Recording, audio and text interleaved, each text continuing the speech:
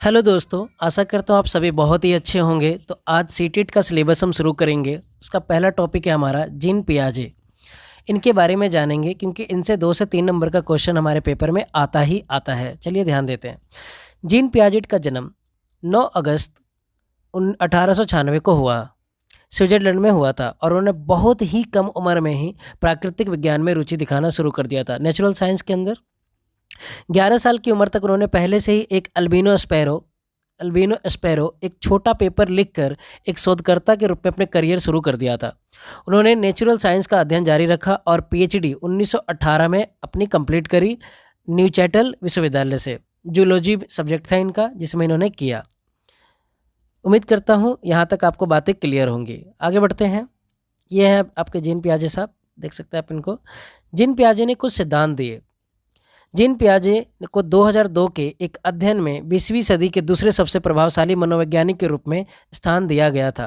Comment करके आपको ये बताना है कि पहले मनोवैज्ञानिक कौन थे जिनको यही सम्मान दिया गया था।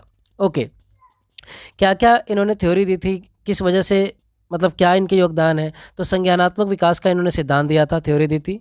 अनुवांशिक ज्ञान मीमांसा, जेनेटिक एपिस्टेमोलॉजी का सिद्धांत दिया था इन्होंने।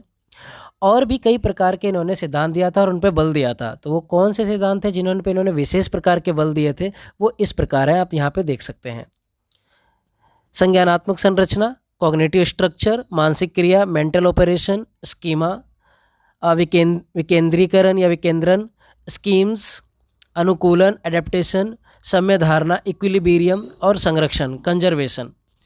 यहाँ तक उम्मीद करता हूँ आपको चीज़ें क्लियर होंगी। आगे बढ़ते हैं।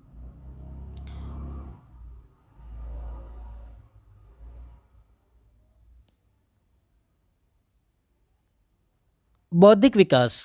अब इन्होंने बौद्धिक विकास में काफ़ी योगदान दिए, जिस तरीके से आप देख सकते हैं।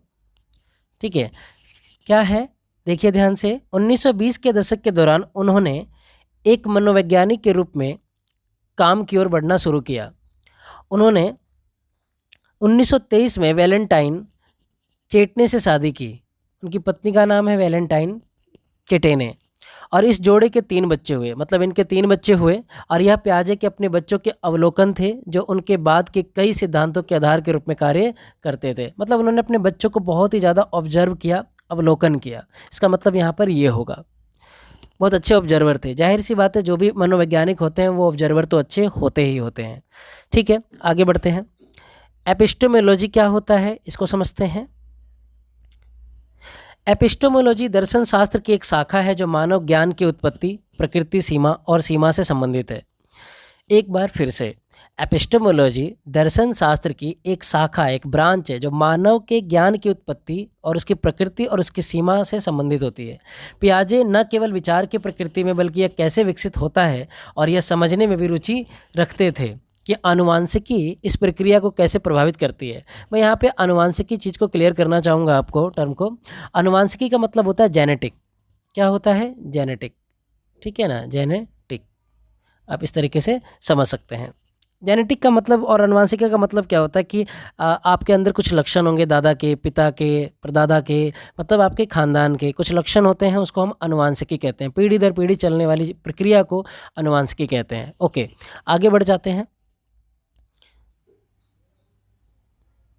जेनेटिक एपिस्टेमोलॉजी, जेन पियाजेट ने क्या दिया? ये पियाजे ने खुद को एक आनुवांशिकी ज्ञान मीमांसा के रूप में पहचाना। उन्होंने अपने जेनेटिक एपिस्टेमोलॉजी में समझाया कि जेनेटिक एपिस्टेमोलॉजी का प्रस्ताव ज्ञान की विभिन्न किस्मों की जड़ों की खोज करना है, क्योंकि इसके प्राथमिक रूप अगले स्तरों तक वैज्ञानिक ज्ञान भी शामिल है।